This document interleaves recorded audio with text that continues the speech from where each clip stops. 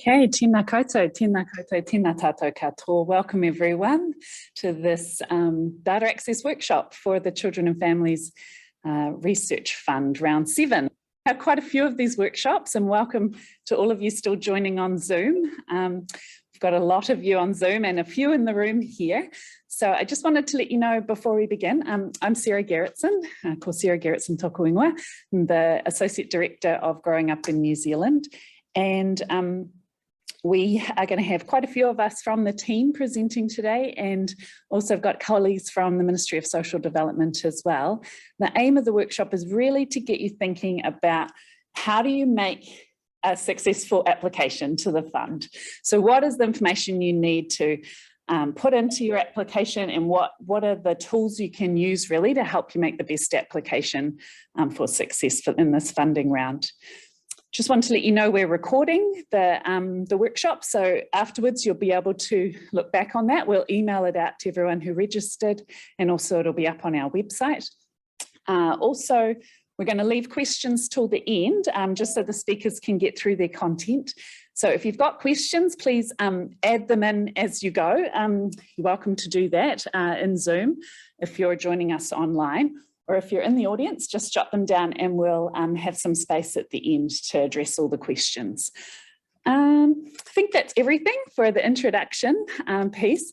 So I just want to give you a brief overview of what we're going to go through in the workshop. So as I said, I'm Sarah, and I'm going to just give you a general introduction to the Growing Up in New Zealand study. Then Alana, who's the project manager at MSD for the fund, is going to talk you through the Children and Families Research Fund opportunity to apply for funding. Then Amy Walker, who's our senior analyst from MSD, is going to talk through what are the government's policy priorities at the moment, how can you weave those into your application to get a better chance for success, and how to form collaborations with policy partners, because that's a really key part of this funding grant, which might be different from other funding that you apply for. Then I'm going to come back and talk to you about all the data collection waves we've had. So the different time points at which we've talked to the cohort and what kind of data is being collected. And also how to apply for a data access, because just because you're successful with the grant doesn't mean you've got the data access. That's a different application. Then we've got a coffee break. And if you're on Zoom, feel free to just have a break for 10 minutes and come back at 11 o'clock. For Avinash, our data analytics manager, is going to go through the different way we order our data sets, how to look through our documentation so you can understand what variables are there, what data is being collected. And then he's going to show you a new platform we've got for how to access the data, what that's going to look like, and a new tool we've developed with the statistics department here at University of Auckland. They created it and then we've modified it. So it's called Insight, which can help you navigate the data. Then Alana's going to finish off talking about the application process and timings for that to make sure your application's in at the right time. And we'll, as I said before, finish with some Q&A. So kia ora again to everyone who's just joined online. If you missed the intro, that's our agenda for this morning, and we'll get underway. So Growing Up in New Zealand was started back in 2008, 2009 with the recruitment of pregnant mothers. And we had over 6,800 mothers sign up to the study during most of them in their third trimester. Then their children were born, just over 6,850 of them. Oops, sorry, I've gone back. And we also recruited partners in birth, which is quite a different sort of aspect to this study compared with a lot of other studies overseas. And they've also been interviewed over time at 9 months, when their children were 9 months, 2 years and 12 years now. So including during pregnancy too. I think the really key thing about Growing Up in New Zealand is that it was designed with the intention to be able to create longitudinal trajectories for the different ethnic groups in New Zealand, the main ethnic groups. So being able to follow Māori children's development, Pacific, Asian children and children with multiple ethnic identities. We've got over 40% of the cohort who were all recruited in that Auckland, Countess Manukau, Waikato District Health Board region, over 40% of them who identify as multiple ethnic identities. So that ability to be able to drill down into the data and look at the trajectories by different ethnicities is really a key exciting part of the study, and to be able to look at inequity there as well. So the cohort's broadly generalisable to the New Zealand population who were born during those years. And there's a paper on that which you can look up and cite as well, showing that the diversity of ethnicity within New Zealand and family socioeconomic position is represented in the cohort. Now, all cohort studies have, attrition over time, and families drop out for all sorts of reasons, but Growing Up is really proud of their retention rates, and so we should be. They've remained really high over the preschool period particularly, and then even to 8 years, we still have over 80% of the baseline cohort engaged with the study. There is different attrition rates though throughout by ethnicity, so that's something you should be aware of as a data user and really look into that too. Lots of information in our Now We Are reports about retention and attrition of the cohort over time, so you can check those out. They're available on our website, and we'll show you later how to get into those. The conceptual framework for child development was used throughout the data collection waves of Growing Up to think through what are we actually going to collect data on. So if you're interested in the framework that sits behind Growing Up, please check this out in our Now We Are reports as well. The key things to note is that there's a real focus on change over time, so being able to track things longitudinally, understanding trajectories of children's development, and also looking at that wider social determinants of health too, right from genes and biological factor of the child, but moving out to the policy settings and being able to look at that throughout the cohort. We have 4 themes in this study, which are our main ethnic groups of Māori, Asian, Pacific and European, shown on this kite diagram.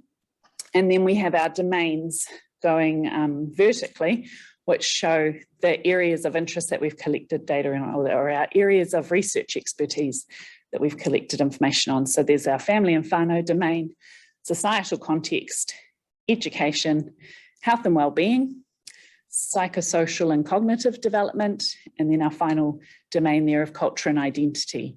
So at each data collection point, we've tried to capture this breadth of data covering our different domains and being appropriate to the themes of the study. So just before I hand over to talk about the fund, I wanted to just acknowledge that none of this would have been possible without the Growing Up in New Zealand cohort. And we're so thankful to these families who have signed up for such a ambitious longitudinal study that were there right from the start in 2009 and have now given so much of their time over the years. So thank you to the cohort and their families. Thank you to the university and uni services at University of Auckland, plus the Growing Up in New Zealand team who have put in so much work, and to the Ministry of Social Development and all our policy partners for making this possible. So I'll now hand over to Alana, who's going to talk about the fund and some key points you'll need to know about that. And then we'll come back more to getting into the nitty-gritty of the data. Cool, thank you, Sarah. Welcome everyone. Just want to start off by saying sorry. I have a cold, and so I'm losing my voice, but I will need to, if I start having a coughing fit, I might need to hand over to my colleague Amy to take over from me, but I will try my best. If you want to click onto the first slide, please. So yeah, as Sarah mentioned, this will be round 7 of the Children and Families Research Fund. Our first round was kicked off in 2016-17, and so far we've provided funding to over 39 successful research applicants. And you can actually, if you go on our MSD website, you can see past research applicants and the reports that we've published for them. It makes for really good reading, and kind of you can see what we look for and what the end product that people produce. The fund was created so that we can analyze the data from growing up in New Zealand to help shape government policies, and so that improves the lives of children and families in New Zealand. And it's been really good. Every year has been really successful, and it's really awesome to see how the reports have progressed and gotten better each round. So on the website, you'll see you'll see the access to the previous funded successful applicants. If we've published their report, they will be on the website. Also there you can see we produce all the show all the deliverable guidelines, so you can see exactly what you will need to deliver, the templates that we can provide, what is expected of you. It also has an example of a contract that you will be on. And also we created a policy collaborator expectations document, which is now on the website. Amy will talk a little bit more later about the policy side of things, but we've found with previous rounds, working with any government agency, we can be busy, and getting a single individual to tie down and commit to a year research project can sometimes be difficult.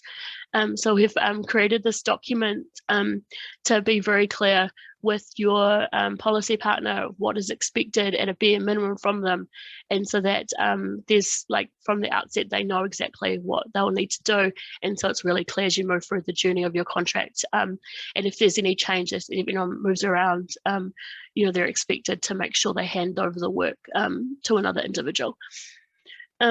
So as last year, we have 2 research grants, the standard research grant and the new user grants.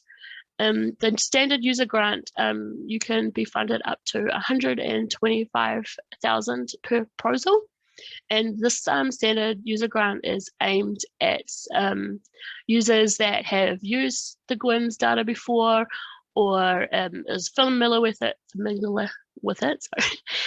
or has had experience in longitudinal data. And in the application, it will demonstrate a high level of research capability. The other grant, which is a new user grant, you can get up to 75,000 per proposal with this one. This is aimed at new users. So the principal investigator should not have used the GWINS data before, so they'll be new to it. But that's in saying that their research team can be made up of individuals that might have, or previous applicants have had people that have been awarded a standard grant, and they're on the same team as a new user. So we encourage obviously you to have someone on your team that knows about the data as well, but the new user has to have never used it before. But yeah, that's but I definitely encourage you to go to the website and check out the application packs. Everything you need to know is on that website, and it's really clearly laid out. We've given a lot of information to help people this year. But yeah, over to Amy. Oh, so that was my slide, but I'll wait for that.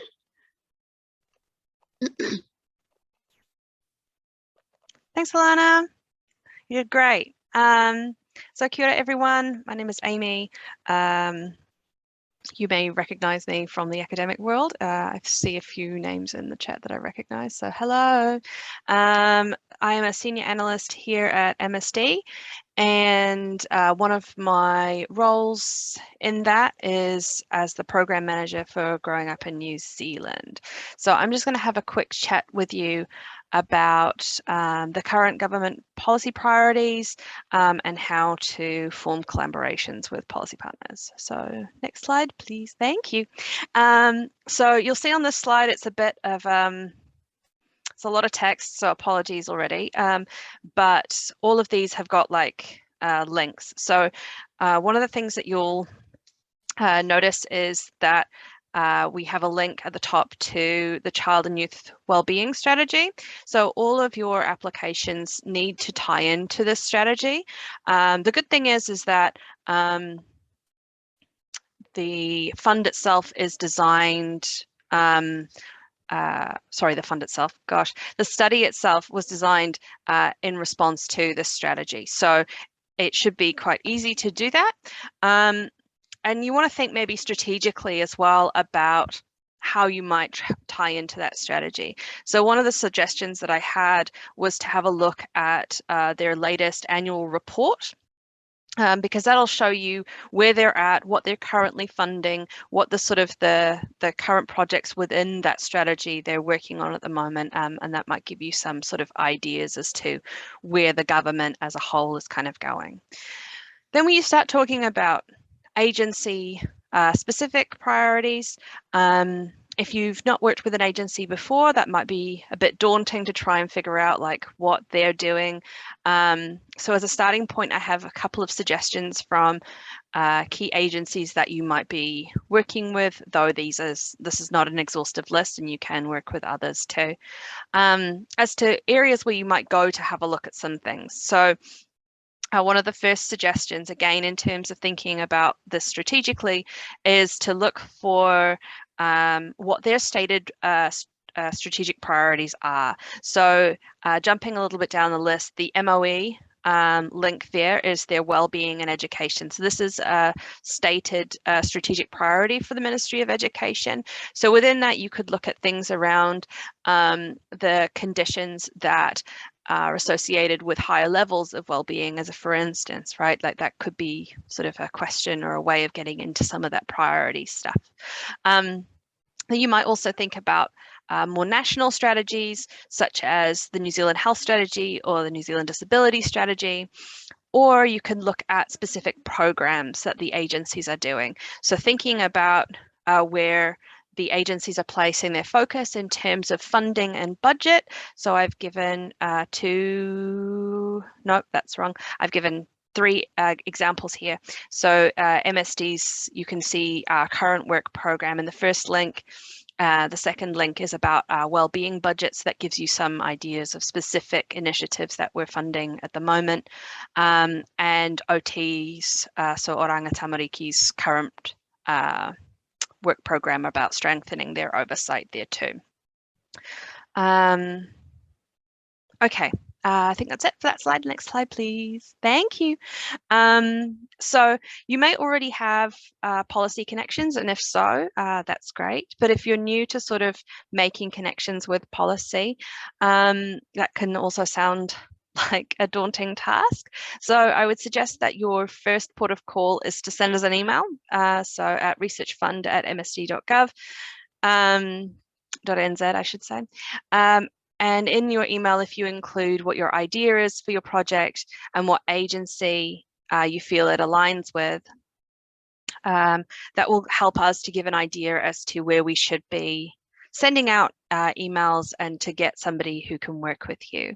And then doing that will put you in contact with those people, and that will help you sort of make that first step of that connection.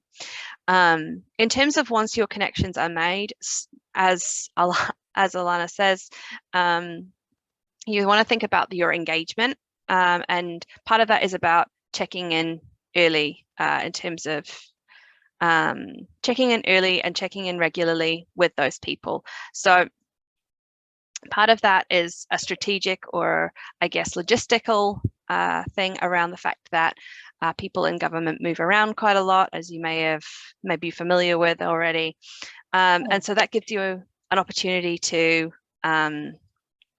make sure that you're regularly connected with them, and that you're getting updates in case somebody has moved.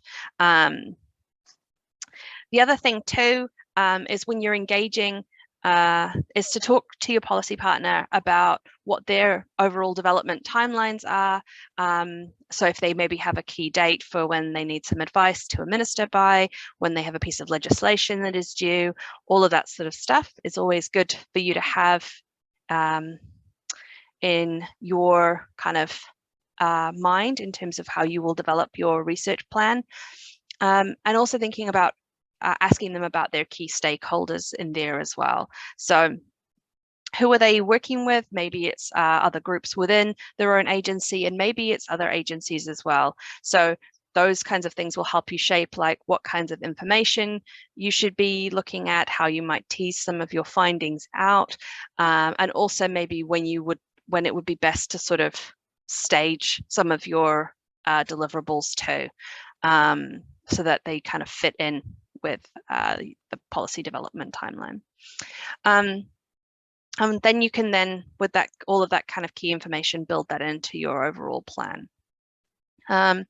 The last thing I wanted to mention too is I've given some useful resources at the bottom. So the first link is to the Public Policy Institute at Auckland University. They have a page on policy briefings. So your policy briefings don't have to look like this, but what I thought was cool about the work that the PPI does is that they work with academics to translate published research into a policy briefing. So if you go onto this webpage, you'll see all of the policy briefings that they've done, and you'll be able to look at the research. So you'll be able to see the article that they have done. There's a DOI link to the article. And so it might help you to say, oh, I know how to write this into an article, but I don't know what this should look like as a policy briefing. So it might help you to do some of that knowledge translation work in terms of translating academic work into sort of policy forming work. The second piece, the second link is from the policy project. So that's aimed at policymakers themselves. And that's all of the advice to policymakers. So what your policy partners are looking at potentially in terms of how they should be framing their policy, their advice to ministers, to government, to Treasury, all of that sort of stuff. So if you have a look through there, you can see what it is that is being asked of your policy partner. And in that way, that might help you figure out how you should be framing what you're giving them, so you can figure out where you are in that chain too. The last link is to the budget process guide, and this is from Treasury. So one of the things that you might find that you end up doing is that your research is helping inform either a budget bid or a potential budget bid. And so that will give you some understanding as to what the kind of key timeframes that we get from Treasury are in terms of that process, and where when you think things might be due by. So just to give you some sort of insight as to sort of the inner workings of government and things that we're working to in that space. I think that's it. Yep, all good. Thank you. Kia ora. Thank you so much, Alana and Amy. That was really useful, and lots of good links there in the slideshow, which we will, as I said, send out to you by email and also put up on our website.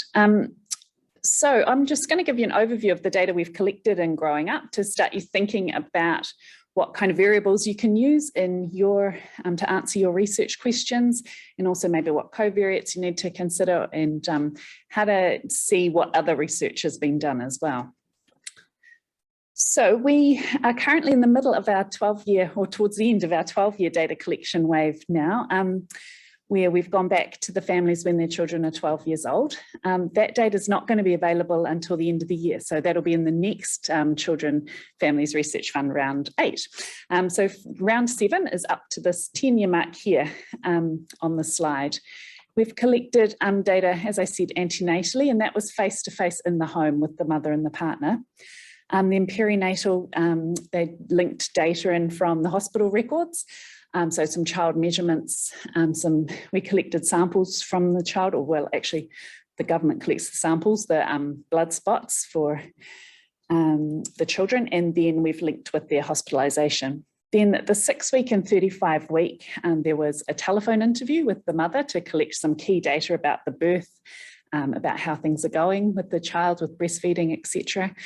And then 9-month, we went back into the home and did some face-to-face interviews again. So with the parents at that point. When the children were a little bit older, we had these check-ins. Actually, this a linkage at 12-month with their hospitalisation records again, and then a check-ins with the mum over the telephone, collecting information about early childhood attendance, about their development at 16 months and 23 months. And then at 2 years, there was a large data collection wave back in the home with the mother and the partner, and also doing some activities with the child, looking at their development at 2, collecting data from them directly, their height and weight, etc. Then we also linked with their data for all their hospital records up to 2 years of age. Again, another few check-ins about childcare mostly in these ones, and also their development through 31 months and 45 months.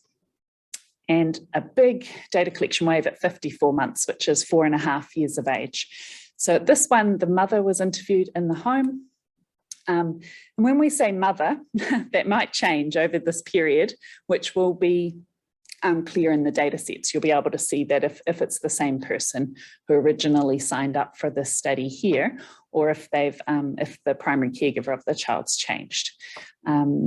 But the majority of them, it's the same person who signed up for the study, like the vast majority, I'd say over 90%, by 54 months here. So they get interviewed again face-to-face in the home at 54 months, 4.5. And then there's quite a few tasks, activities and measurements taken from the children at 4.5, plus some more child samples and data linkage, at 54 months. Then at 72 months, there was a special funding received from MB to collect information from partners. And there was a mother and partner electronic data collection there. Then we had at 8 years of age, another going back into the home, this time, for the first time, to talk directly to the children. So the 8-year data is in the data sets you'll have access to for this grant, and this has quite a lot of information collected directly from children, so how they feel their development's been going, how everything, what's going on in their life. As well as the child interview, which was face-to-face in the home, there was a mother electronic survey, which she completed.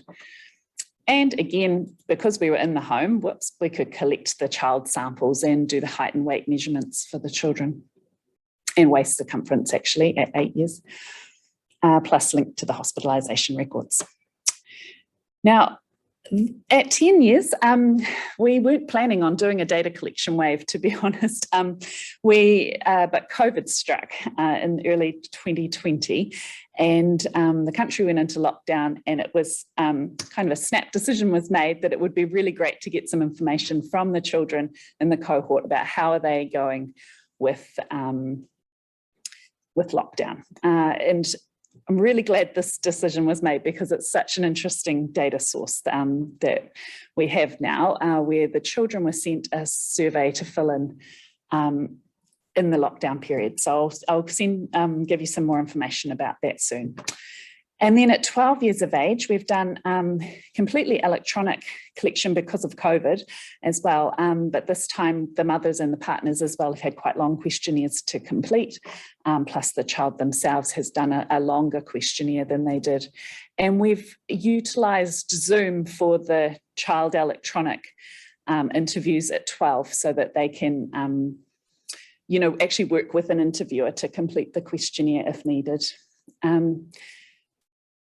Plus, we've sent out samples, packs to collect biological samples from them, so swab samples of their throat, nose and elbow swab, and actually not saliva at 12, but just these ones.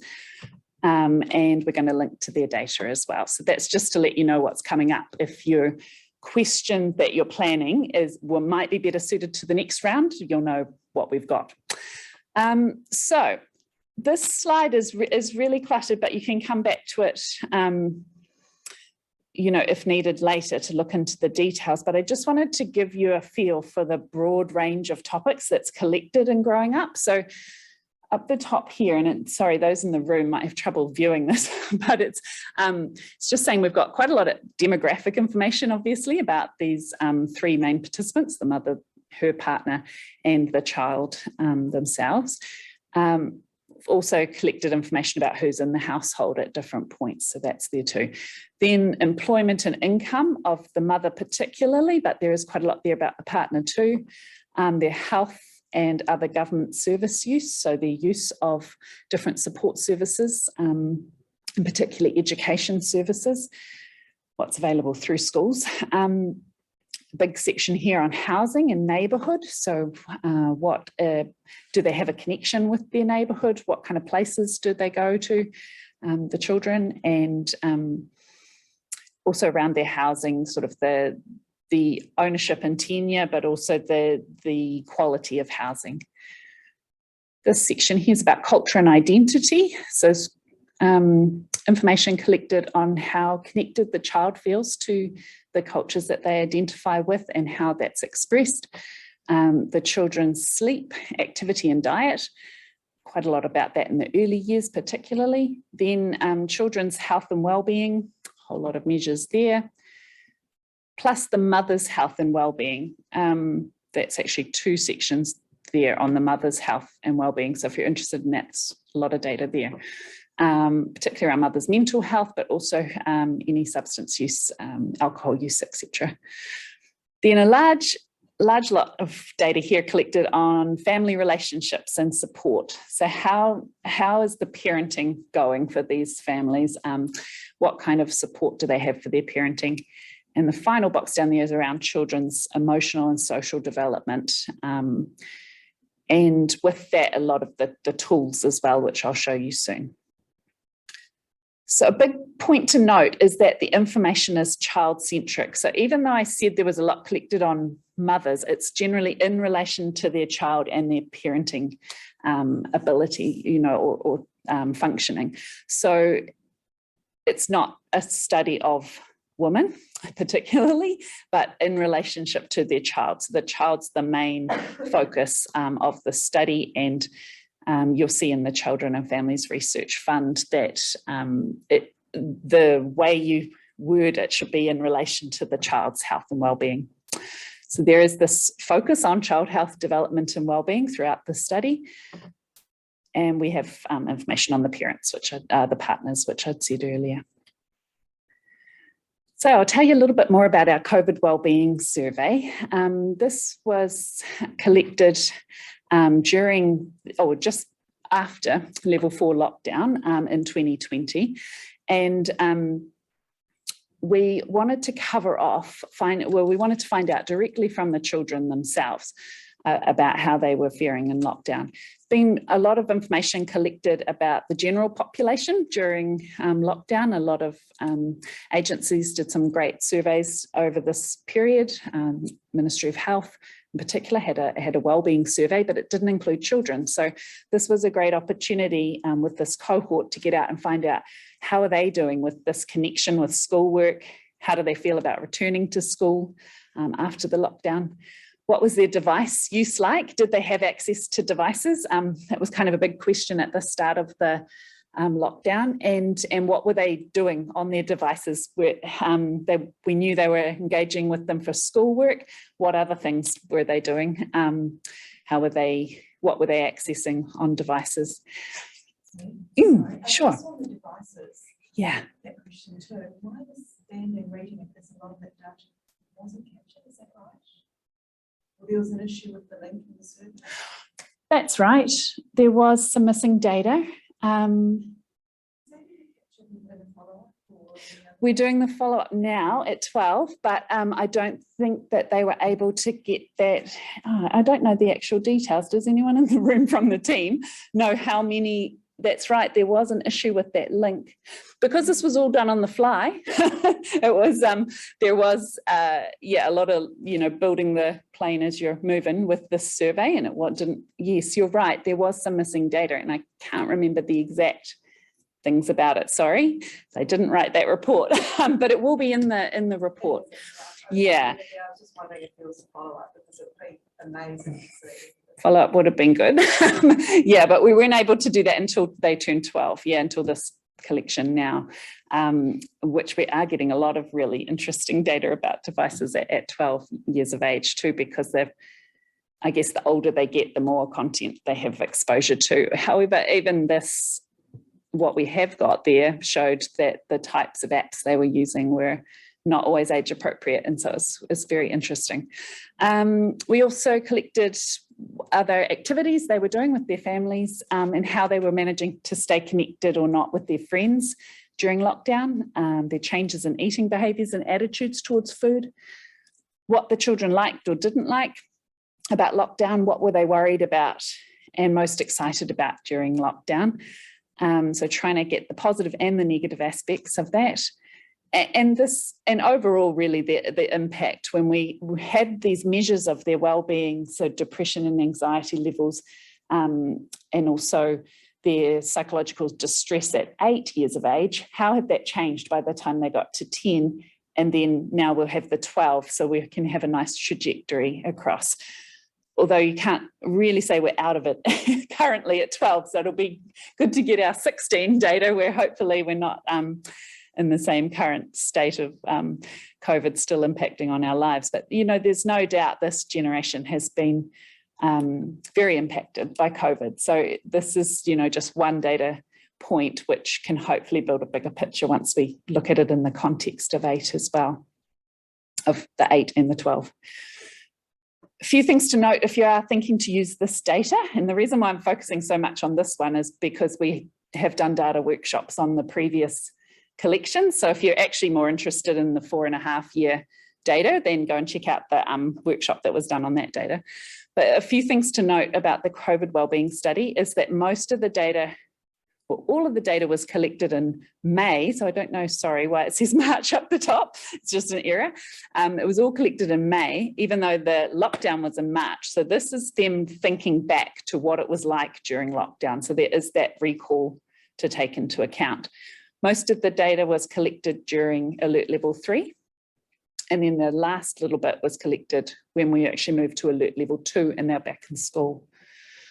There is some ethnic differences in this data, and it's not the complete cohort who we managed to engage with because this was done just on the fly.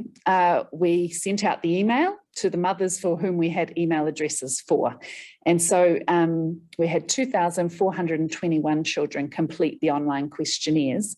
The link was sent to their mother and their mother asked them to do it while they're at home. And so that's 42% of our eligible cohort. And eligible means the ones who, at that stage in the study, they had they'd said they still wanted to be involved, and we were able to connect with them. We had their details. So, what we ended up with was a sample that is, compared to our other data collections, has a higher proportion of European children in it compared to our Māori, Pacific and Asian, who usually have higher rates in our other data collection waves.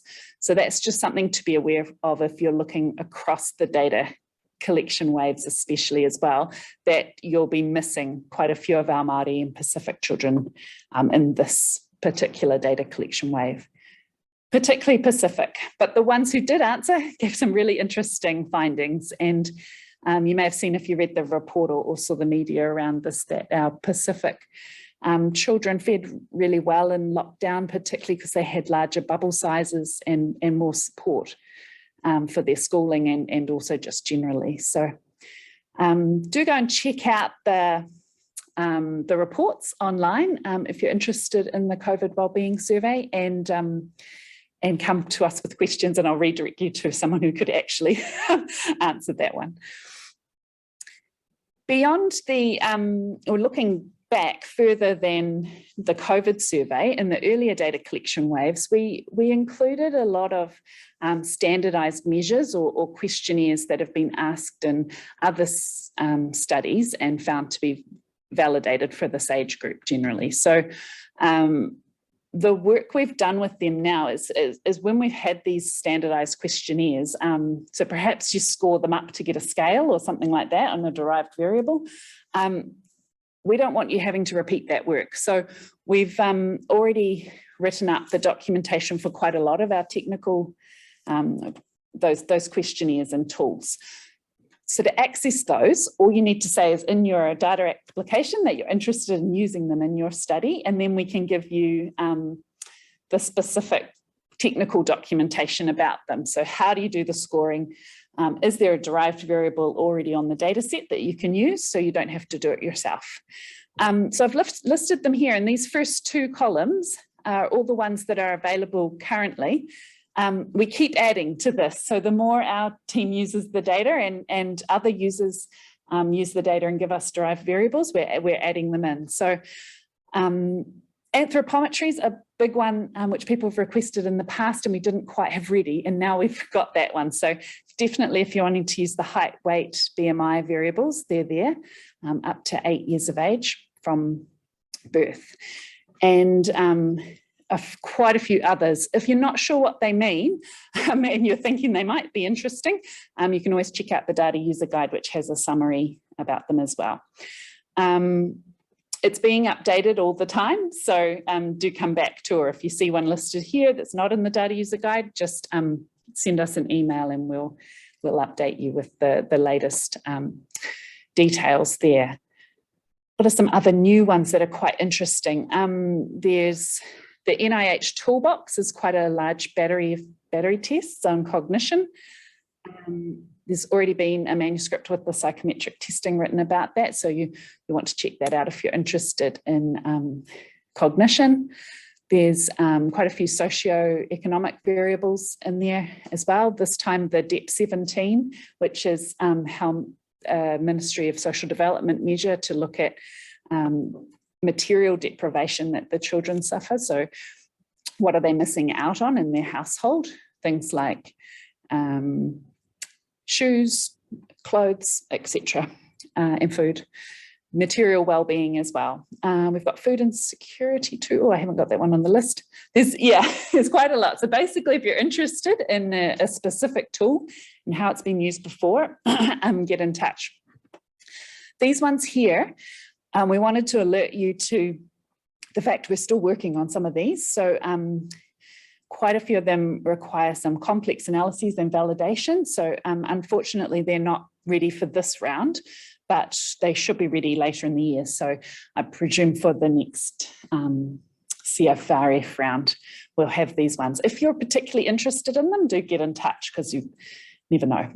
We can do our best, but certainly don't put in an application with them in if it relies heavily on them.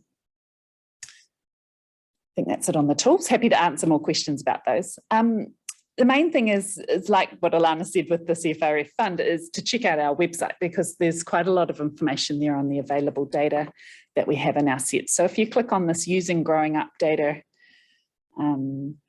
drop-down menu and then Available Data, you'll see here there's a Excel spreadsheet which has all the data dictionaries in one searchable file.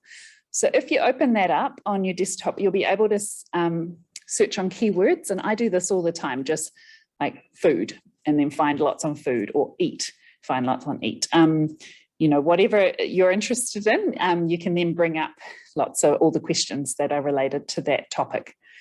Obviously have to have quite wide search terms to make it work, but give it a go.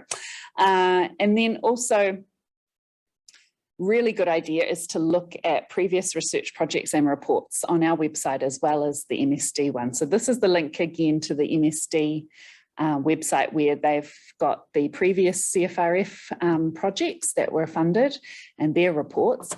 But we've also got a link down here to our, research projects that might be external of the fund as well, which you'll want to know about if they've maybe already covered a question you're asking. So another way to access that is through the Using Growing Up Data tab, and then go down to research projects.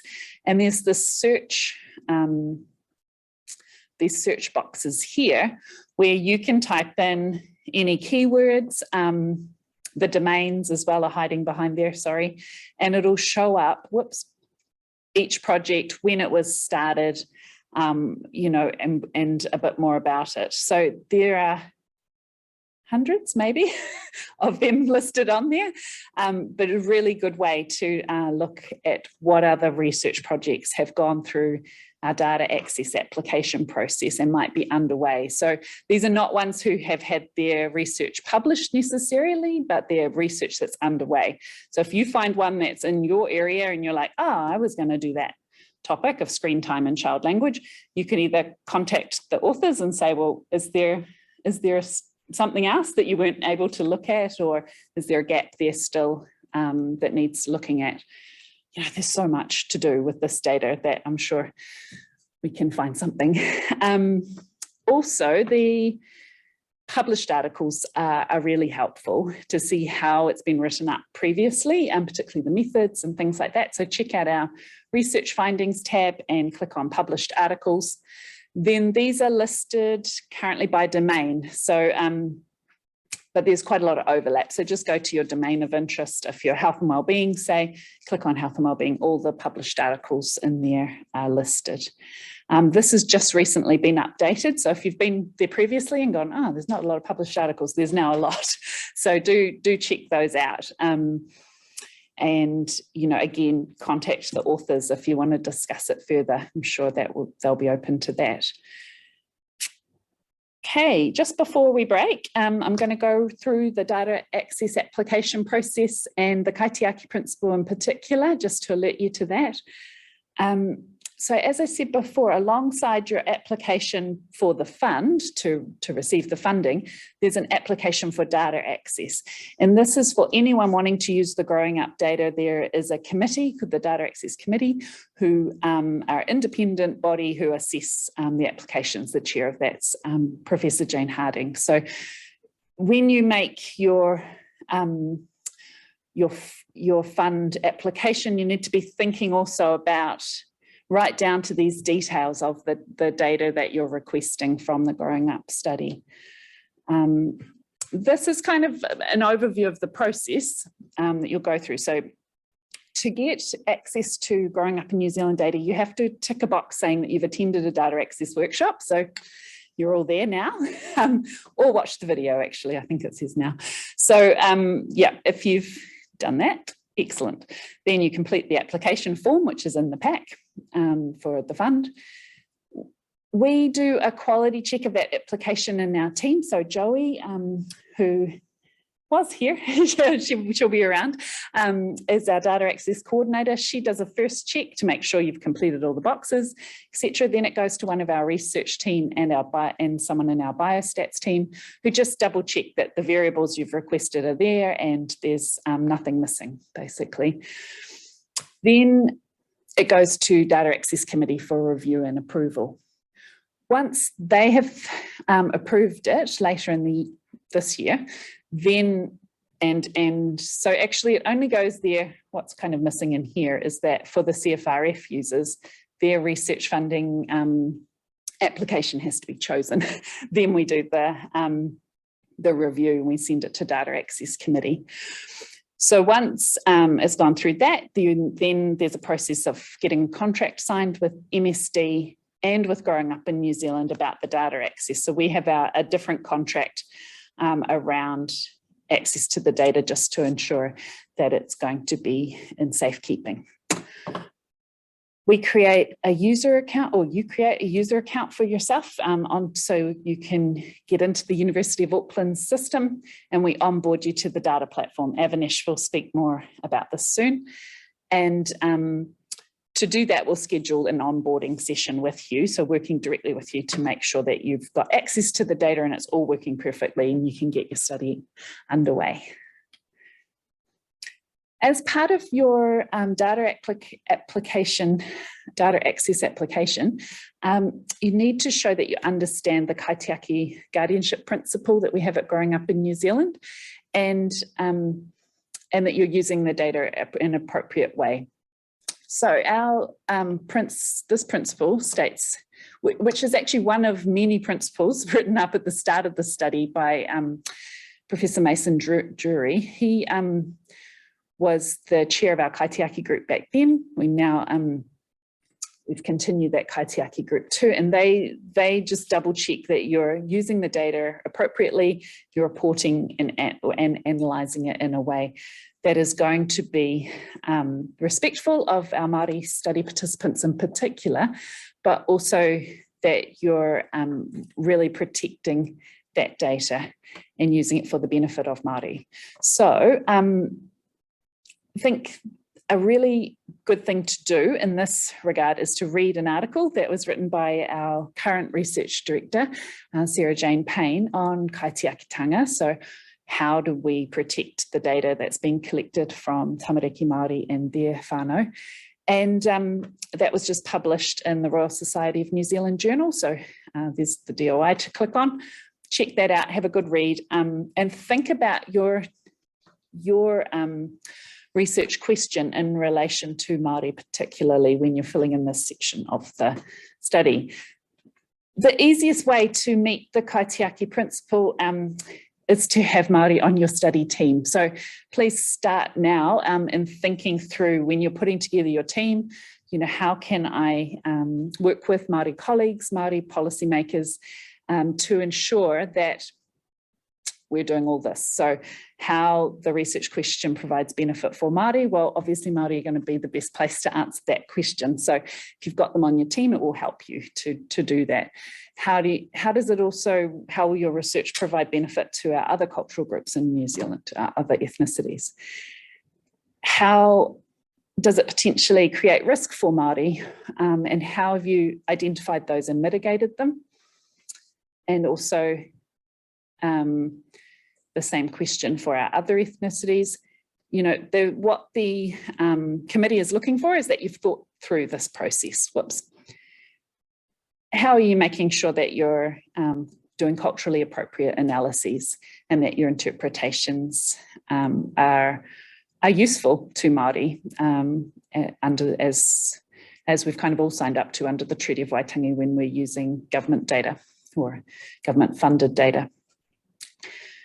So we're going to leave it there about that and have a 10-minute break. It's actually a little bit longer than 10 minutes that we've, oh no, a little bit less, sorry. So we'll see you back just after 11. And yeah, save up all your questions. Thank you for those who've already written things into the chat. And yeah, we'll have a break now and let you get some coffee. Be back soon. Kia ora everyone. I hope everyone's had something to drink. I know the people in the room have. So I'm just going to start. If you can't hear me, let me know on Zoom. Now, so I'm Evanesh Pillay, and I'm here to talk to you about growing up data sets, what we have, what we've collected, what it looks like, how do we use it, and this is all to help you think about how to put your application together.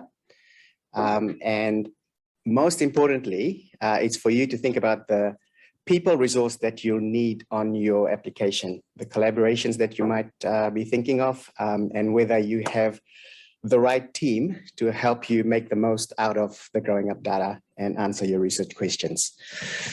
Okay, so there's quite, so I could talk about data all day long, and I'll go quite fast, and I imagine there will be questions. I'm more than happy to take questions at the end. I'll put them through the chat, and also I think please feel free to email Growing Up with your questions, and I'll make sure we get back to you.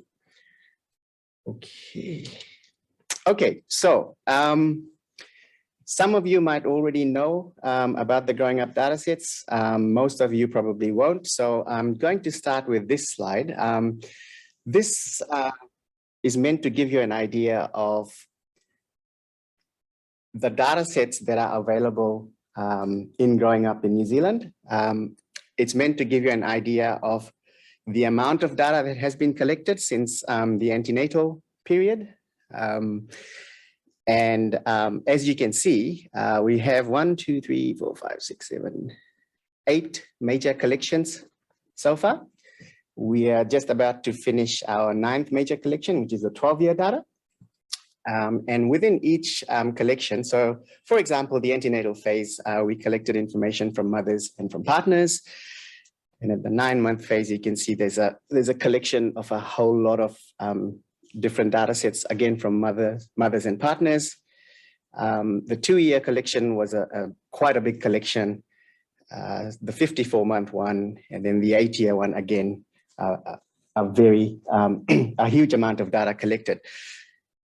Now, this graph, as Sarah mentioned as well, alongside these collections of data, we've got our COVID data sets that we've collected, and we've got our anthropometry data sets, along with all the other derived variables that you saw previously on the slide. And so all of these are things for you to think about, and the data sets that you think you will need for your research questions in your application. It's very unlikely that you'll just need one data set. It's highly likely that you'll need 3 or 4 data sets across time, and you'll need to link them. So just keep that in mind. Okay. All right. So just taking this one step further, we have a lot of information, but I thought it'd be useful for everyone to just be familiar with the sources of information that we have in our data sets. So obviously, I saw there was a question in the chat before about how mothers are defined. And if it's not been answered, we will respond to that. So we have information we've collected from the mother, the child. So information about the growing up in New Zealand child's mother and the household. We've collected information from the mother's partner. We've collected information about the child, but provided by their mother, and then about the child, but provided by the mother's partner. We've also got information collected about children, observations made on them, and then we have information collected by the children themselves. So as you can see, we've collected quite a significant amount of information over the last 10 years. I think just off the top of my head, we have something in the order of, I'm pretty sure, close to 10,000 variables that we've collected in these data sets.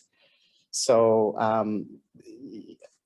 there is a lot of information to sift through. And so just keep that in mind. Okay, so how do we keep track of all the data sets that we have? And how do we keep track of how we name our variables, right? So as you'll remember in that first slide, we chunked our collection waves into DCW0 to DCW8, okay?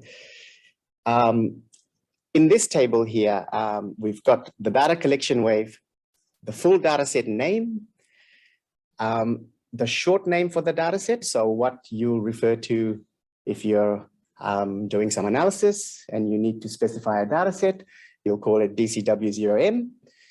And then most importantly, the suffix. So when you first look at the data sets on our platform, you'll see the data sets that you've requested access to, and they'll all have a suffix attached to them, right? And this is what those suffixes mean. The DCW8 data sets are in bold because that's our latest one that you'll have access to. And so without some sort of ordering in this manner, it would be very difficult to make any sense out of these data sets over time. Okay, this is a slide that Sarah had shown you earlier. And I've just put this in here again, just to emphasize that information about these variables are in our data user guide, which is on our website. And if you do require access to these data sets, they'll be made available in your project folder when your application is successful.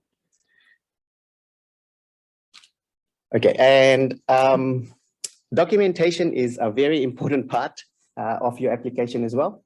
getting to grips with what's available. So the questionnaires for all 8 major collections are on our website, along with the data dictionaries, and they're your best friends, and the user guide. So I would like to stress the importance of the Growing Up in New Zealand user guide. It has a ton of information in there. It has really useful information on how to link our data sets together. So the Growing Up in New Zealand study is a child-focused study. And so every data set has a child ID in it, except for the antenatal ones, of course. But there is a linkage table which gives you the mother ID, the child ID, and the partner ID. And that allows you to link up all the data sets over time. And that's all available in our user guide. As Sarah mentioned, our user guide does keep getting updated as more and more information comes to hand. So please check back regularly. If you are not able to find something in our user guide, in the data dictionaries or the questionnaires, and you really want to know about it, get in touch with us and we'll help you out. Okay, so I've preempted my slide by telling you that the data user guide has lots of very useful information. It's very important that you spend a little bit of time with your collaborators, just going through and understanding the structure and the content of the data sets. They're all being made available in a very standardized way in many different data formats for our users. It has important information on linking data sets across waves and tools and scales. We have collected quite a lot of different tools and scales across the collection waves. So the data user guide, again, will be a very good friend to you. Okay, so there are 18 data sets in total. It doesn't sound like a very big number, but as I said, there's around 10,000 variables across these 18 data sets. And so it's really important when you're thinking of your research question and you're looking through our data documentation, you think about which time points you want to focus your research questions on. As with any longitudinal study, especially one as big as Growing Up in New Zealand, there is data that's not captured at certain time points across the collection waves. There's data that are missing across collection waves. Caregivers change across collection waves. So these are all fish hooks that you need to be aware of when thinking about your research question. Okay, just as an example, in past applications, a really good process that has worked for a great number of users is thinking about how to define your research question, thinking about what data you think you'll need. Are you looking at something just, and these obviously tie into your those topics that MSD have had up previously. Are you only looking at something at a certain point in time? Or are you thinking of looking at a question which draws on some information from the antenatal phase, maybe from when the children were 5 years old and when the children were 8 years old? So across collection waves. How you link these data sets will of course depend on the question you're trying to answer. It is very useful that you try and mock up an analysis plan. Again, this will help you think about the resource you need in terms of people, the right types of people to do your analysis. And identification keys, again, the mother ID, the child ID, and the partner ID will enable you to link across time. The child is the focus of the study. Okay, so now, what I was hoping to do was just give you a flavor of what our data platform looks like. I'll actually go through here very quickly and show you what it looks like, what's on there, how you get on there. And then I'll just do, I'll just go through a very simple example and just show you how you can actually explore the data and get what you need. Keeping in mind that I have 10 minutes to do this, and but it's just to give everyone an idea of, again, what they can expect once their application is successful, and what tools they'll have access to. Okay, I just have 2 slides to get through before I demo our new platform and the Insight tool.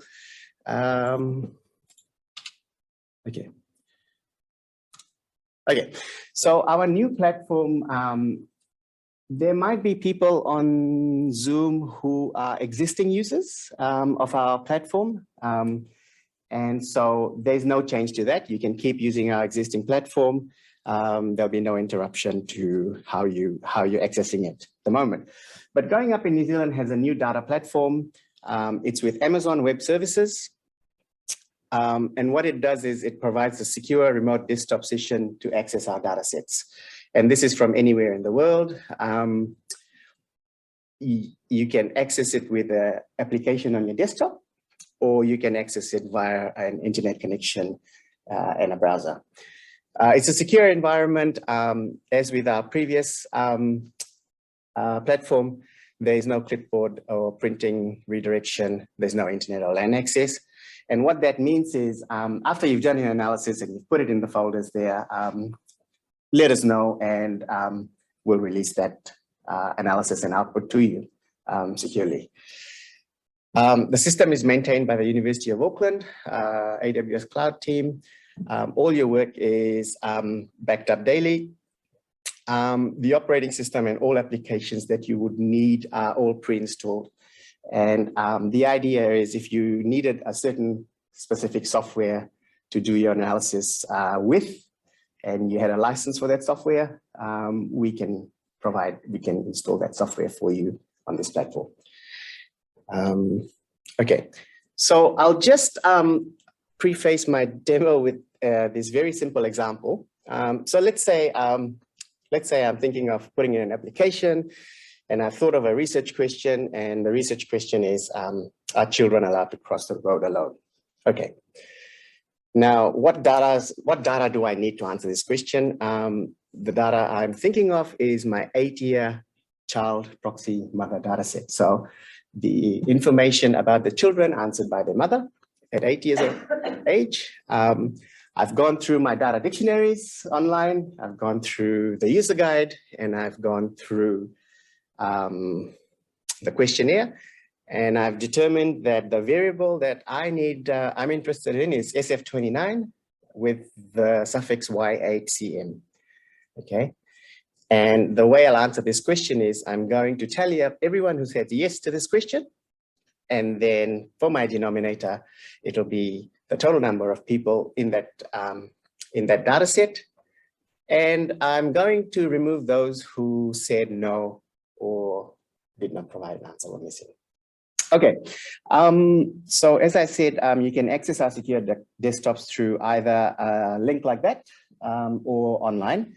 I'm going to use the desktop application. So if you are successful and you're getting access to our data, you click on this link. We've already provisioned you with a username and a password, and it asks for your multi-factor authentication code. You enter all those details in, and it will take you to a desktop like this. So one that I prepared earlier. So I didn't have to type anything in just here. And this is a standardized desktop that all our users will see.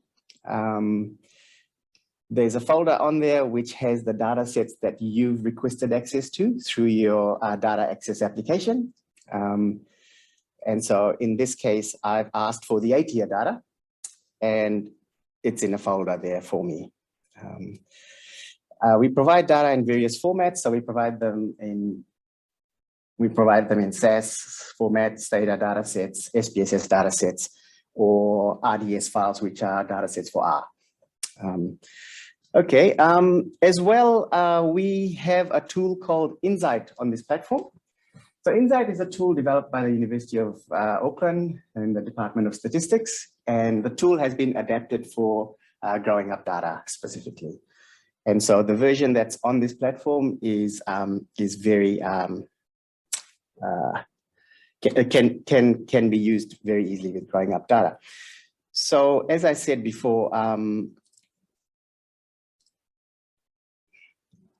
this is what Insight looks like once you load it. I've gone to File and I've imported the data that I wanted. And that's my 8-year data here. And I've also loaded up my data dictionary. So Sarah mentioned the combined data dictionary that's on our website. That is available on this platform as well. So load up the data set you want, load up the data dictionary. And this is what my 8-year child proxy mother data set looks like. So I think my question that I was interested in was, how often do children cross the road? And I think the variable was SF29. And so rather than scroll through the many columns of data you see, if I type in SF29, it shows the variable I'm interested in. And all I want to do is I just want to see what it looks like. So I'll just drag that into my box here for graphing. And I get a very simple graph here. There's lots of customized options to change how you want your graphs to look. But really, I just wanted to see what the values in these categories were. So no, yes, and prefer not to say. And importantly, down here, I can see, oh, there's 65 missing values. Okay, great. If I click on Get Summary, it gives me the summary info for that variable. And I can see that 2000 said yes to crossing the road. And so that's my numerator. My denominator is 4855, and I want to remove those who prefer not to say 24, and also the 65 who are missing. And so, so I can answer that question very easily. Now, let's say you want to put this all into a Word document. For example, you can copy that. You can go to your desktop. There's a folder for Microsoft programs. Open up Word and paste that in. Save it. Every person will have a folder for saving their work on this platform. Save it in there and send us an email at Growing Up, and we will release that information to you, along with any graphs that you've produced or any other output through the statistical software that you've used.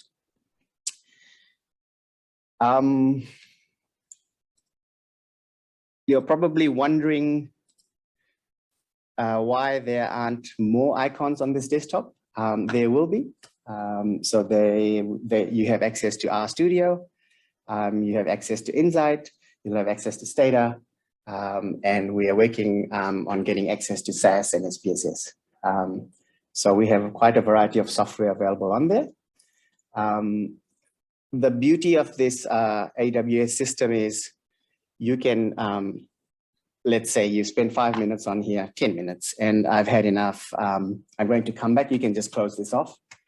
And the next time you come back, it'll just pick up where you left off with all the information. So that was just to give you a flavor of the type of secure platform that you be expected to utilize once your application is successful, and the type of software that you'll have available at your disposal. Okay, I might stop it there and just hand back to Sarah. Thank you, Avinash. That was awesome to just give us a bit of an idea about what it's going to look like when you get on that platform. And just to be clear, so we have a different platform currently for our users, so that if you had the CFRF round 6 application successful, you'll be on a different platform, but this new platform will be up and running ready for our round 7. It's just going through testing now. So I'm going to hand over to Alana now to talk about the application process and just make sure you're aware of the next steps once we finish this this webinar. So Alana, do you want to take over? Yeah, sure. Do you just want to click on the first slide, please? You should be able to now, but anyway, I'll keep going. Okay, so as Sarah mentioned, yeah, if you go check out on our website, we've got the 2 application packs, standard user and new user. Make sure you fill out the right application. From here, once we receive your application pack and the accompanying budget timeline spreadsheet as one PDF pack, please. And the applications close on the 19th of August. They will be handed over to our panel of expertise who will evaluate each of the applications. The applications are really straightforward to fill out.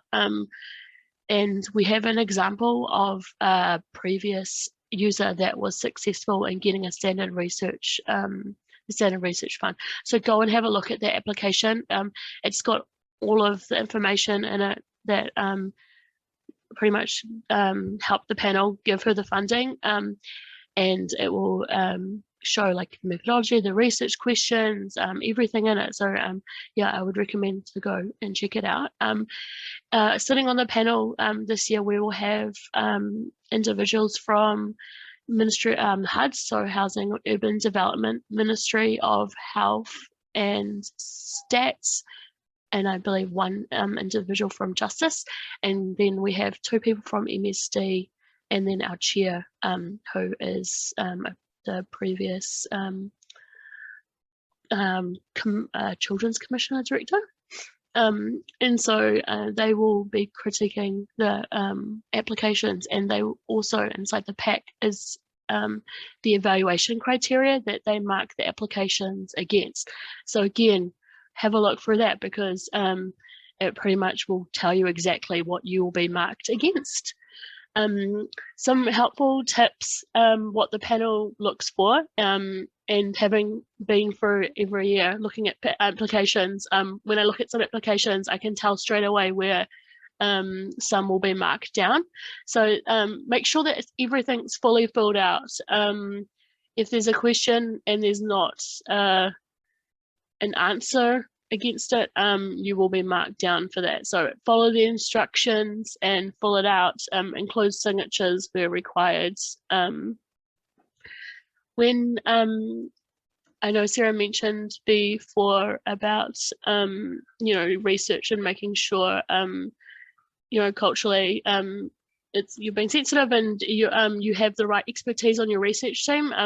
This is massive for our panel members. They look for this straight away. So if you're doing a piece of research that directly impacts or has policy implications on Māori or Pacific communities, and you don't have a single member on your research team that has or expertise in this area, it's not great, and they will you'll be marked down against that. So it's a massive, especially for peer review as well.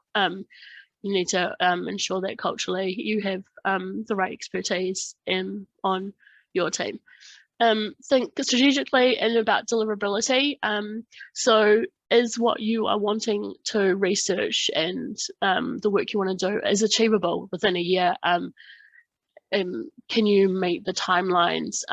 This is probably more for new users. I guess you should, need to understand what if you're not new, or if you don't understand the data or how to analyze it, understand your limitations and make sure that what you're wanting to do is too high level, and that because the panel will look at that and make sure that what you are thinking of doing is realistic.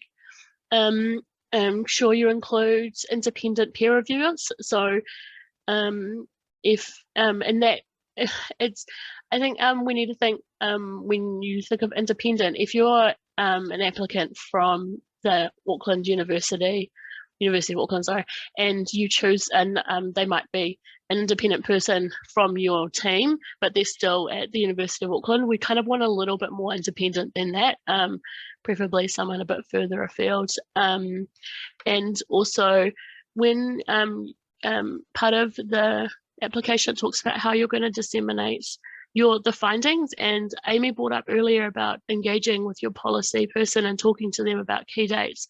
If you can show the panel that you have engaged with them and you know when, they might be putting up a budget bid, or they have to go to the minister about something, and you can say, look, my early insights will be used to help them with this. That's massive. That will be, that's gold to our panel members. That's what they really like to see. Generic things like, oh, we'll put up posters, or, we'll talk to stakeholders is good, but they really want to see, okay, how are your policy agency going to use your findings to help them? So those are probably the main things that the panel looks for. Just on the next slide, finally that, so applications are due in on the 19th of August at 1 p.m. They, like I said, it'd be good if they were in one PDF pack rather than separate documents. It just makes things clean and tidy and means that I don't lose any documents. And if you have any questions in the meantime, or you're confused about anything, or you have, or you want anything followed up, just email us at researchfund@nsd.gov.nz. Cool. I think that's it. Yeah. Kia ora. Thank you so much, Alana. That's really useful. Especially the email address. Take that down, everyone. Here's the email addresses as well for Growing Up in New Zealand. So it's our data access at growingup.co.nz if you have any questions for the research team. Now I'm going to open it up to all the questions, and thank you so much to everyone who's been putting answers in the chat here. I just wanted to, thankfully we've had one of our research fellows answering questions online as well. So I'll just read out some of those so that those of you in the room can hear the answers too. So we had a couple of questions from George Parker. Thank you for your engagement there, George, about the gender identity and sexuality of the pregnant people who were recruited into the initial cohort. So these are the people we call mothers in our lexicon at Growing Up. Remember, the study recruited pregnant people into this right at the start in the 3rd trimester of their pregnancy, most of them, some were in the 2nd. And then it's been following the child who was born out of that pregnancy. So the answer to that is no. Back in 2008-9, they didn't collect gender identity of the pregnant person. And since then, I don't believe we have actually included in our mother questionnaires the gender, and I've just asked that again, to check if we asked it at 12, but I don't think we have. It's just such limited space in the questionnaire, but it would be interesting. So thank you, George, for bringing that up. Can I just check, what about the sexuality of the parents? No, we haven't. Sexuality of parents either. Oh. We do know if the partner is, we have collected partner's gender, and we do have the mother's gender as well. So if that makes sense, but it's only binary. So there's some indication there, but it's limited. What else? The mother is defined as that person who was recruited into the study during pregnancy, basically. However, at each data collection wave, our field team check in with the family to make sure that that person who joined up to the study is still living with the child more than half of their time. If they're not, then that person can be replaced with a different caregiver who's the primary caregiver of the child. So does that kind of make sense to you? Plus there's the partner of the mother. If you need more clarity on that, we can provide it. Plus it's in the start of the Now We Are reports as well, I think. We've also got some questions about the time use data and the time use diaries, and the accelerometry data. Both of those are still being analysed as far as I'm aware. So to create the derived variables and the technical documentation for them. If you really want to use those, like they're going to form the main part of your research study, just send us an email to check where that's up to, and I can follow it up with the research fellow who's leading that work, because I want to make sure we're saying the right thing about when that gets released. It's certainly not in our data sets at the moment, either of those. So a question from Leon for Avinash about what's the purpose of the Insight tool? Is it a substitute or complement to statistical packages like Stata and SAS, or it's just for data exploration, descriptive analysis only? It's a complement to our. Yeah. Do you want to come? Oh, look, Joey's got a nice roaming mic for him. Okay. Oh, I hope everyone can hear me. No, so Insight is a tool. It's primarily a complement to RStudio, and its main strength, I think, is in producing publication quality visualizations of your data. So that's where Insight is really useful. But I mean, if someone is really proficient in R and RStudio, then Insight can generate the base code you need to then carry on and amend. Yes, our research fellows are like taking the code that's produced from Insight and using that in R to finesse it too. So you can have a play around. If you're a Stata user like myself, Stata has beautiful visualizations, so you might just want to stick with Stata and not worry about learning a new tool. But it's there, you know, for people to have a play with and to see if it's useful for them. You're under no obligation to use it.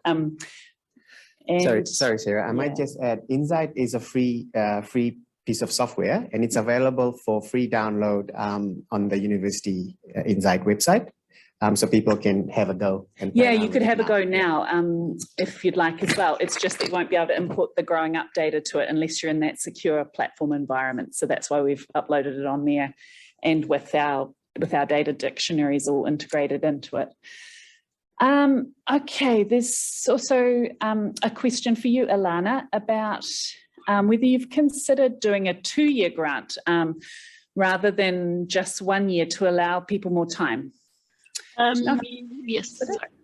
So we have previously thought about doing this, but working in government, anyone know that it's very fast paced and we move on very quickly to new issues and priorities. So if we did a 2-year grant, anything produced, I mean, and then also how long it takes to get things published, it would end up majority of the time become like people would have already moved on and it would no longer be relevant. So we've tried to keep it to a year, so then we can turn around things a lot quicker and get those insights out to those who need it earlier. Cool. Yeah, those policy connections are so important for these projects. So yeah, I can see why that was made. And anybody in the room got a question they would like to ask as well while we're here? Kia ora. Oh, here's the roaming mic is coming to you, so everyone on screen can hear you. How big was the success rate of applications in the last round? Well, that's a good question, Alana. How many did you receive and how many were successful in previous rounds? So last round was actually unfortunately the lowest amount of applications we received. We only received 7 and we awarded all 7 applications funding. Good success rate. Yeah. Excellent. And I think the quality of them is improving over time as well, which makes it easier to award the grants in that we're now, I think also we're providing that that example on the MSD website of a successful application really helps new applicants to know what to put in their applications. So certainly if you follow it, that will help your chances. Mm-hmm. Yeah, certainly much better than HRC. Okay, and the other questions in here. Rebecca, did you see any you would like to answer and clarify? This is Rebecca Evans, I can see on Zoom, who's one of our research fellows. I see there's one in the criteria that Alana might be able to, specific criteria of those who can apply. Okay, so this says, are there any specific criteria for those who can apply for this fund? For example, is it restricted to academics or independent researchers can also apply? That's a good question. Yeah, anyone and everyone can apply. It's not closed off to anyone, NGOs, yeah, academics, independent researchers can apply. The only people that can't is obviously other government organisations. Yeah, so other government organisations need to work with the Exactly, yeah. Yeah. Yeah. So you apply for both funds for two different topics. Yes, can you apply for both funds for two different topics? So the new user grant and the standard. Yes, you can, and this has previously happened, but obviously they will spend more time focusing on like, okay, what is more realistic, who's in your research team, kind of as long as you've got that covered off. And the chart, and what if the panel members liked both of your projects and they both did really well? You obviously can't do both, so what one is the priority? Yeah. Or you may be able to, depending on your FTE, so you probably just need to make that really clear how much time is allocated to each project for all your team members. What happens if a grant is awarded but Growing Up won't provide access for whatever reason? Could that happen? That's a good question, Eric, and we have really been thinking about that in the last few rounds. We changed things a couple of rounds back so that our team assess the applications before they head to the committee, like after they've gone through a round of, yeah, this is looking good, we also assess them and double check that that the data is available and that it can be progressed by the data access committee. And it was just going to add something. Oh, sorry, Joey's coming with the mic. This is our general manager as well. She's just wanting to. Just think it's important that assessment is actually assessing the feasibility of the question only, so that we do have data available. That's all. Yeah, so our team don't make the decision about whether or not you get the grant, but we do double check the application to make sure that it's highly likely to be successful by the data access committee, let's say that. So, and then, yeah, the two decision-making bodies are our MSD's panel they've put together for the fund, and also the data access committee, both of which aren't in our team, but at least we have a pretty good idea about whether the data's there. What else? What if an independent researcher was working for the public sector? Oh, do you mean, this is a question from Nazila, thank you for jumping in. Do you mean they hold two roles? They could, if you want to, yeah, so if they hold two roles, they're working for the public sector, but this research, I guess, wouldn't be conducted in that job? I would need to double check. I don't see, I mean, if you are just contracting to that ministry and you're not Public servant. Yeah, a public servant, then it should be, I don't see why not. I can double check. And if you, email you, Alana, on that research fund at msd.gov.nz just to follow up with that, but it looks like that's okay. Yeah. What else? If academic engagement of the children was collected. Oh yes, was academic engagement. I haven't got our education person here in the room. And I know at 12 we've got that, but I'm just thinking about from earlier data collection waves. I'm not sure. Have a look at the data spreadsheet, the one that I pointed to on the website, and chuck in those keywords. You're bound to come up with it if it's there. If you're still struggling to see anything and you just want to double check, you can always send us an email and we'll redirect it to our education domain. What else have we got in here? Can anyone else see a question they want asked? Oh, there's a new one popped up. There's one there about the new user grant developing as the standard grant. as well. Oh yes, do we expect that a new user grant develop into a standard grant? Do you mean, Mei Ping, thank you for this question. Do you mean for future rounds, so that they apply for a new user grant for one round and then the next round they could apply for a standard one? Do we expect that, and is that what usually happens? Have we seen that happen, Alana? No. So the panel can, if they receive like a new user grant and they think the project is really good, and they think that it's probably more suited as a standard grant, they can recommend, or they can, but then it all comes down to, you know, who's on the research team, who's named, but then you've also got to weigh up, okay, if, you know, there's how many other applications that are just as good, they will probably just either keep it as a new user and give you the 75k, or yeah, it really just depends on the other applications. But it's never happened before. No.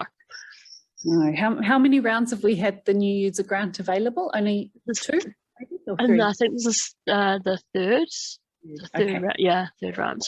They used to just have standard ones. And then remind us why you brought in this round, the new user grant. We wanted to encourage new users to the data, and so that it wasn't just, we weren't just getting the same people or the same areas applying. And so I wanted to reach out to the new users. Got a good question from Mavis, kia ora, and she's asked, have you thought about asking children about all the adults in their caregiving circle? And Rebecca can talk to this for our 12-year, but yeah, she's got parents who are not a partner of the original birthing parent would seem to be excluded in the current format, and you're correct. I mean, and there are lots of children who have, you know, 4 parents currently, maybe more or less than that as well. So, yep, you're quite right, Mavis. I think, I don't know if you want to add anything, Rebecca, about this. So Rebecca's leading up our families and whānau domain. And yeah. Yes, yeah, I mean, it's really tricky, this one, you know, like, and it all comes down to funding, because we were able to get this amazing amount of funding to collect information about the child. Like, this is a child-centered study, and we were able to collect stuff about one primary caregiver who was the mother, and that was the easiest way to get all that beautiful information about her pregnancy and how she was during the birth, which is quite unique to the study. And then we did get another adult, a partner, but yeah, I mean, it's hard to capture everybody in somebody's extended whānau, and excuse me, just a bit sick at home, and families are changing, you know, and yeah, but I mean, we're thinking about that. We're really thinking about that, especially the next data collection wave. We're thinking about how to capture the people that are most important to the child, like always bringing it back to the child, and how to formulate that, but at the same time, how to keep that person, if possible, similar to previous data collection waves, because that is also a strength of the study, is having longitudinal information about the same people over time. So it's a really tricky question. Yeah, probably been prioritised over other ways we could have done it. In the end, we've tended in growing up to follow the same patterns of data collected as in other longitudinal studies internationally. So I think that's why the decisions were made the way they were back then.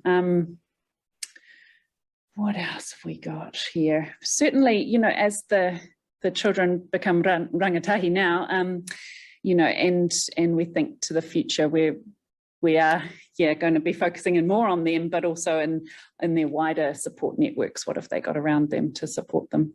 And we've included a household grid as well. So at 8 and 12, so we know about who's in the household as well with the child. Do we need to check if someone agrees to be a peer reviewer before naming them? This is a good question from Trin Lee, thank you. Will they be paid to review the work, and will MSD pay them directly, or do the applicants have to provide for this out of their own grants? Thanks. Ilana, do you remember what's in the application? I think we do need to name peer reviewers, huh? Yeah, everyone needs to be named, and yes, they need to be aware of it, because if you are granted, awarded the funding and successful, and then you update us later to say that you don't now have a peer reviewer, that's not good. And you, if the peer reviewer is required to be paid, that comes out of the grant. MSD does not pay the peer reviewer directly, no. Yeah, but it can be included in your grant application. Yes, that you have a fee that's paid to the peer reviewer. I think I did that for mine. So you, you include them in the budget, and then they get paid directly from your institution to that peer reviewer. Why doesn't the grant application process include a rebuttal step? That's a good idea, perhaps. Ilana, although if they're all 100% funded, no rebuttal. So sorry, do you mean like if the panel have questions about things or concerns, or like you follow up directly? Yeah, so every's so last year, I mean, obviously it was 100% funded, but previous years, if the panel have questions or there are concerns, we can go back to the applicants and say, look, there's minor marking between you and like 3 other applicants. We need to understand this a bit more, or, you know, you've said this, can we understand this? Or, you know, if it's come down to like 2 individuals, we've gone back and asked for more information. So that is definitely in there. Kia ora.